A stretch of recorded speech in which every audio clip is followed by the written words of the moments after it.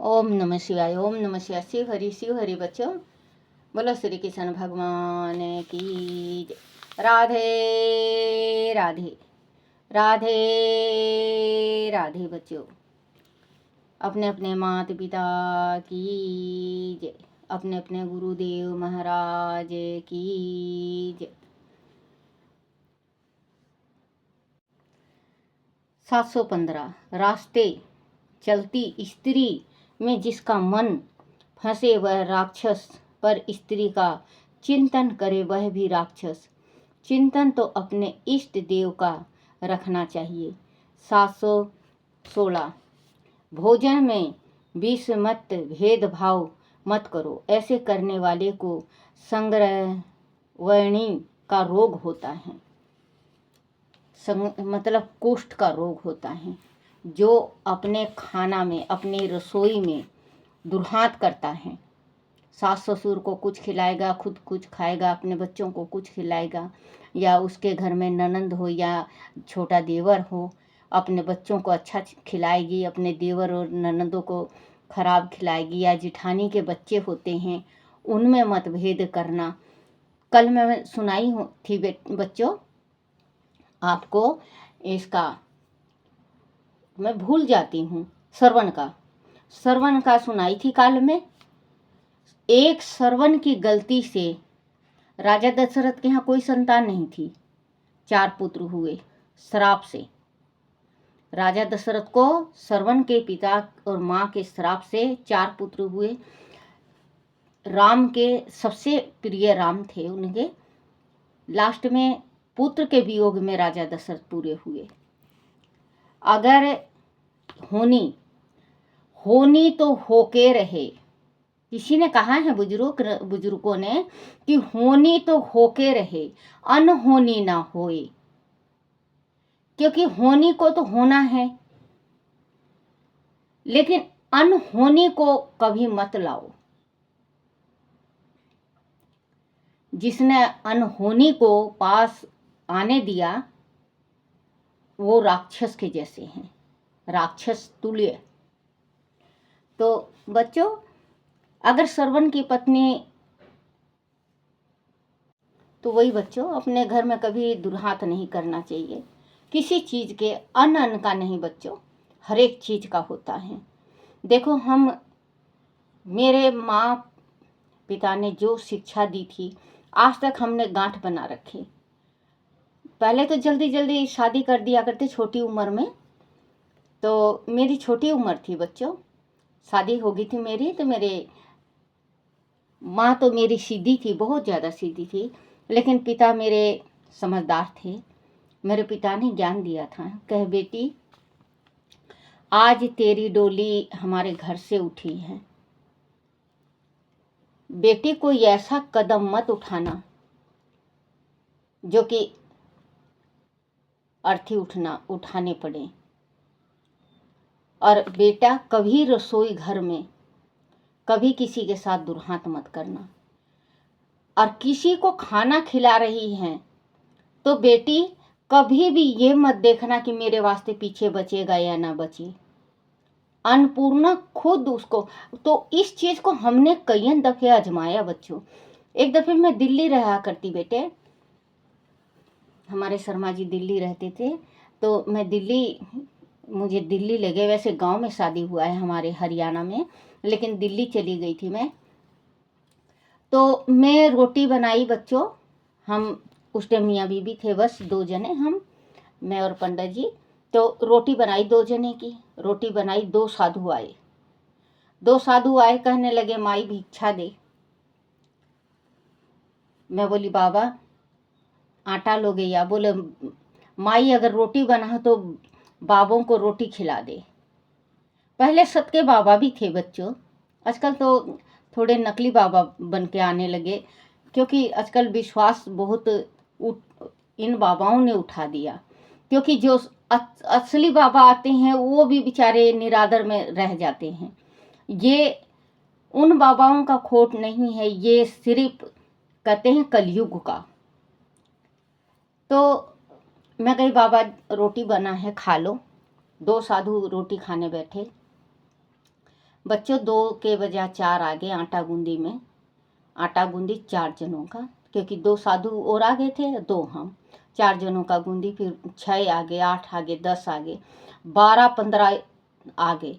बच्चों ना तो जो रोटी की कठिया थी मेरी, उस रोटी में से 2 रोटी ना कम होती ना 2 रोटी ज़्यादा होती, क्योंकि रोटी देती मैं 2 रोटी सीखती 2 रोटी।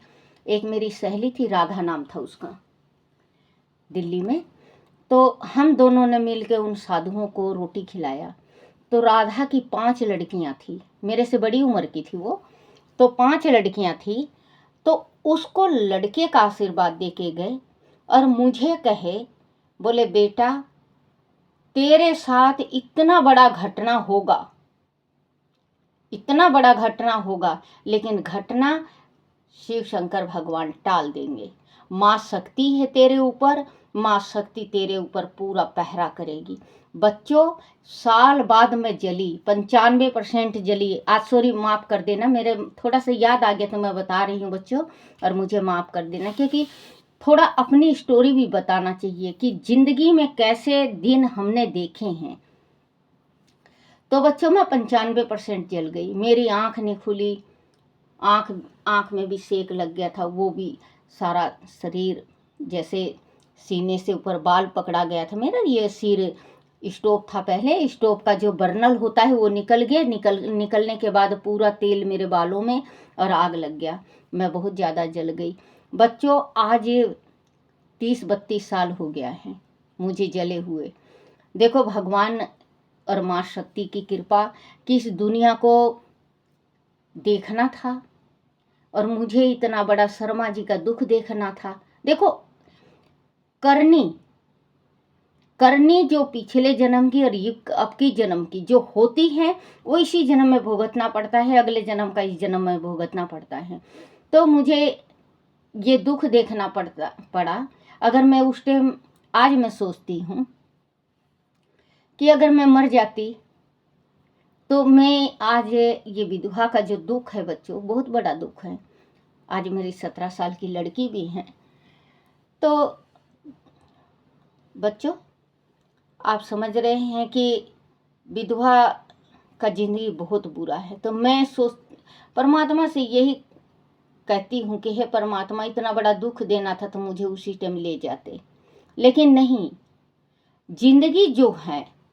अब बच्चों जब मैं आप लोगों को इतना ज्ञान देती हूँ तो मैं तो नहीं मर सकती ना, आत्महत्या नहीं कर सकती, जीना चाहिए। इस संसार में भगवान ने ये जो जिंदगी दे रखी बहुत अनमोल जिंदगी है, तो हम जी रहे हैं। तो बच्चों साधु महात्माओं का आशीर्वाद लेना चाहिए। क्या कह रही थी मैं कि अन्नपूर्णा की कभी कमी नहीं आती जिस घर में दुर्हात नहीं होता। अपने घर की थोड़ी सी सामग्री में से दान जरूर किया करो। अगर आप 1 मुट्ठी दे रहे हो तो उसमें 4 मुट्ठी ज़्यादा अन्नपूर्णा माँ बढ़ा देती है। आप आजमा के देख लेना। हमने बहुत आजमाया। मेरे पिताजी शिक्षा दिया करते, बहुत अच्छी अच्छी शिक्षा दिया करते। मेरी सास थोड़ी लड़ाका थी।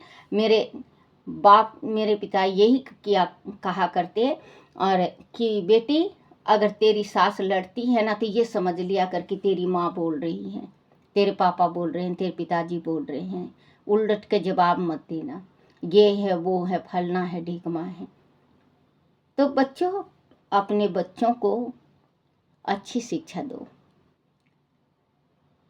क्योंकि अच्छी शिक्षा, देखो बच्चे हैं आजकल के बच्चे कंप्यूटरी बच्चे हैं, क्योंकि अपने दिमाग से चलते हैं, लेकिन आज नहीं सुनेंगे, काल नहीं सुनेंगे, परसों नहीं सुनेंगे, एक दिन तो उनको सुनना ही पड़ेगा।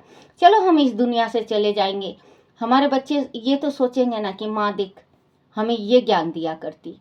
अपने बच्चों से कहेंगे कि आज मैं कह रही हूँ ना आपसे कि मेरे पिताजी ऐसे कहा करते। तो बच्चों जो माँ बाप का देखता है, बच्चा जो माँ बाप का देखता है वो ही सीखता है।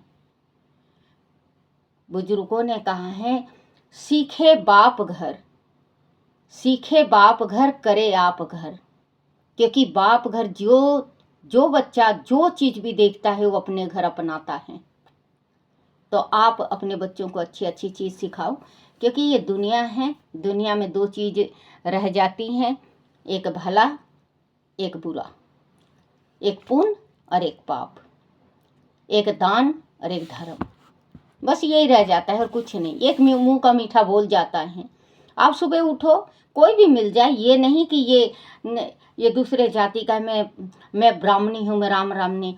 बच्चों, मैं यहाँ से पूजा करने निकलती हूँ, मैं सबसे राम राम करती चलती हूँ, क्योंकि राम राम बहुत बड़ी चीज़ है। राम राम करना चाहिए, चाहे छोटा हो चाहे बड़ा हो।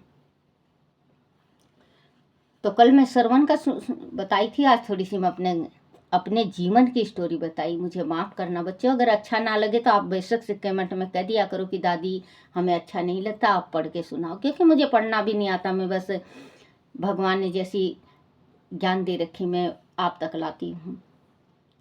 भोजन में विषय मत भेद भाव मत करो, ऐसा करने वाले को मग्र संग्रह मणि का रोग होता है। पूर्ण जन्म के पुण्य का असर रहे तब तक पाप का फल नहीं मिलता।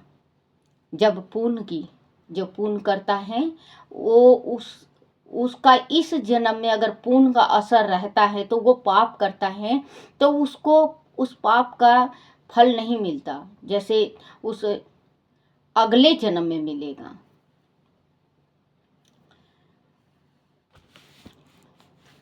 718 मैं जितेंद्रिय हूँ, ऐसा अभिमान मत करो। मन में विषय सूक्ष्म रूप बैठे हैं, मौका मिलते ही वह प्रकट होने लगेंगे। 719 जो शुक्र वीर की सेवा करता है, बच्चों ध्यान से सुनना, जो शुक्र वीर की रक्षा करता है, वीर की सेवा करता है, वह बलवान बनेगा। ब्रह्मचार्य पालन से शुक्र की रक्षा करना धर्म है, इस पर मेधा टिकी है। जिसके मस्तक पर नीति का छात्र है उसे कोई नहीं मार सकता।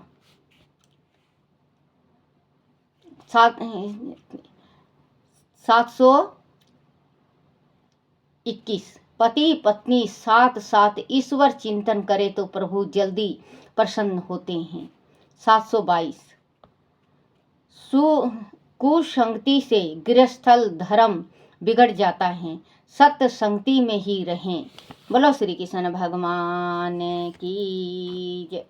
श्री कृष्ण गोविंद हरे मुरारी, हे नाथ नारायण वासुदेवाय। बोलो श्री कृष्ण भगवान की जय। हरिवंश पुराण की जय। हरिवंश पुराण में बलराम का विवाह रेव के पुत्र रेवत कहे गए। यह संख्याएं में 100 थे। इनमें जेठ पुत्र कुकही ने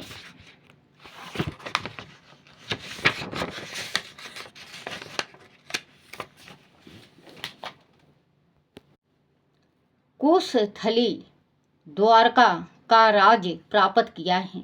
राजन कुकही एक बार गंधर्वों का संगीत सुनने ब्रह्मलोक चला गया। संगीती रस में डूबकर वह उसे युगों पृथ्वी की काल गणना से बीत गए, किंतु वह युवा ही रहा, क्योंकि ब्रह्मा की काल गणना से कुछ मुहूर्त ही बीते थे। जब वह द्वारका लौटा तब वह यदुवंशियों का राज हो चुका था। वासुदेव आदि अनेक वंशी भोज वंशी तथा अंधक वंशी वीर वह सुरक्षा पर तेनता थे।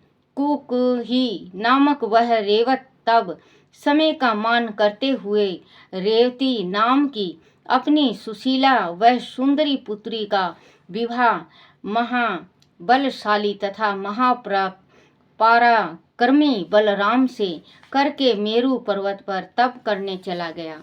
वहीं बलराम थे जो शेषनाग के अवतार थे और विष्णु अवतार श्री कृष्ण के बड़े भाई थे। कुकही रेवत के शेष छोटे भाई पहले ही यादव के भय से द्वारका छोड़कर अन्य दिशाओं में चले गए थे। उनके सबके वंशज यराती कहे गए हैं। राजन प्रबंध के सब पुत्र शूद्र हुए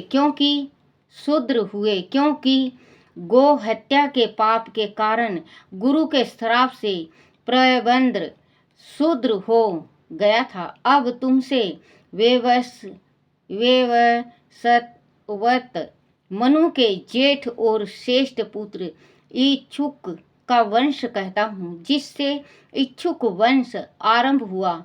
छीक आने पर उत्पन्न होने के कारण उसे जेठ पुत्र का नाम इक्ष्वाकु प्रसिद्ध हुआ था।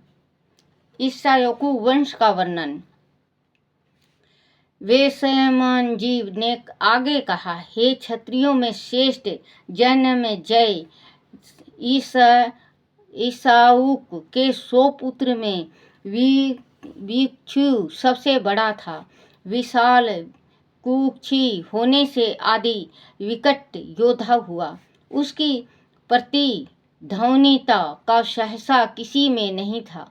वह अयोध्या के राजा हुए। विकुक्ष के सासाद आदि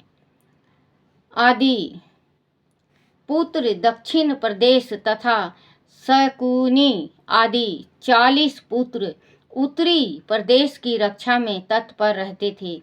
विकुक्षी के बाद ससाद राजा बना। ससाद का पुत्र कुकुसत था महाबलशाली हुआ। एक बार देवासुर संग्राम में देवताओं ने कुकुतसथा से सहायता मांगी थी। तब वृषभ रूपी इंद्र के कंधों पर बैठकर कुकुतसथा ने युद्ध कर असुरों को पराजित किया था। अंत वह कुकुसथा नाम से प्रसिद्ध हुआ था। कुकुसथा का पुत्र अनेना, पौत्र पिथु तथा प्रपौत्र विष्टारसर्वा हुआ।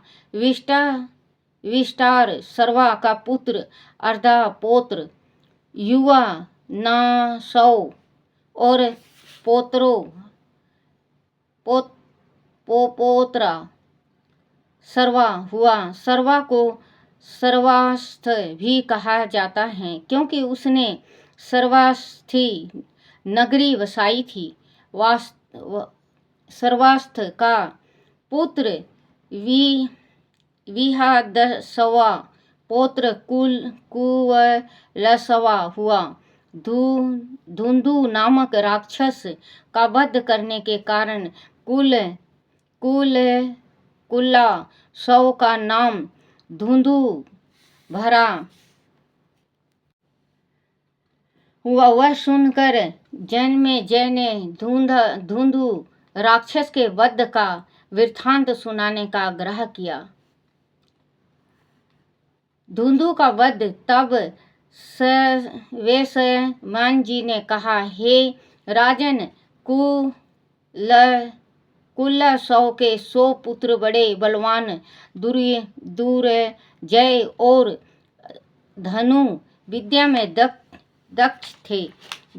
विहादसौ जब अपने पुत्र कुल्लसौ को राज सौंपा संन्यास पर जा रहे थे, तब उत्तंडक ऋषि ने उन्हें रोक कर कहा, हमारे आश्रम के पास मारुस्थल भूमि में मधुराक्षस का पुत्र धुंधु रेत में छिपा हुआ है। लोगों के विनाश के लिए वहां वह कठोर तप में लीन है। 1 वर्ष बीतने पर वह जब निश्वास छोड़ता है तो पर्वत व भूमि कांपने लगते हैं। जोरों से अंधेर चलता है, जिसका प्रभाव सप्ताहों तक रहता है, जिससे हमारे तप में विघ्न पड़ता है और अन्य प्रजा को भी कष्ट होता है। हे राजन, संन्यास पर जाने से पूर्व राजा वह क्षत्रिय होने के कारण तुम्हारा पहला कर्तव्य हम लोगों की रक्षा करना है। अंत महाबली विशाल काय और इंद्र द्वारा भी अवधेय उस असुर से हम सब की रक्षा कीजिए। संन्यास बाद में लीजिएगा। हे राज जन्मेजय, तब बृहदसव ने उत्तंक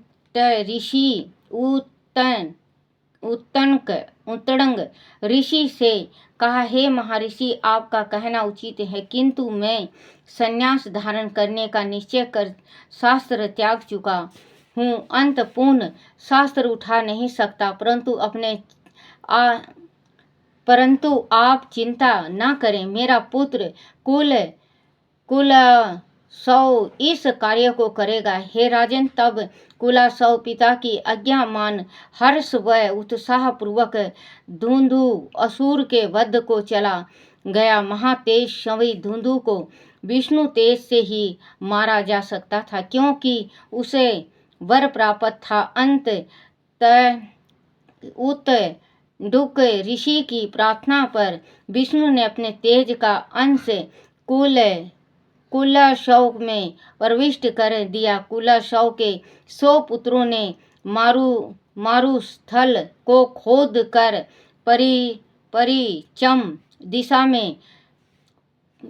पश्चिम दिशा में धुंधु को खोज निकाला। धुंधु ने क्रोध होकर उनमें से 17 पुत्रों को भस्म कर दिया। तब कुलशव ने धुंधु को ललकार कर और अद्भुत पराक्रम दिखाकर उसका वध कर दिया। इस प्रकार वह धुंधुमार नाम से प्रसिद्ध हो गया। बोलो श्री कृष्ण भगवान की जय। श्री कृष्ण गोविंद हरे मुरारी, हे नाथ नारायण वासुदेवाय, हे नाथ नारायण वासुदेवाय, हे नाथ नारायण वासुदेवाय। श्री कृष्ण गोविंद हरे मुरारी, हे नाथ नारायण वासुदेवाय। बोलो श्री कृष्ण भगवान की जय। अपने अपने माता पिता की जय, अपने अपने गुरुदेव महाराज की जय। हे मेरे विष्णु भगवान, हे मेरे श्री कृष्ण भगवान, हे मेरे वीरा, मेरे से कोई गलती हो जाए, कोई भूल हो जाए, कोई टूटी हो जाए, मुझे क्षमा करना, क्षमा करना, क्षमा करना। बोलो श्री कृष्ण भगवान की जय हो। अपने अपने गुरुदेव महाराज की जय।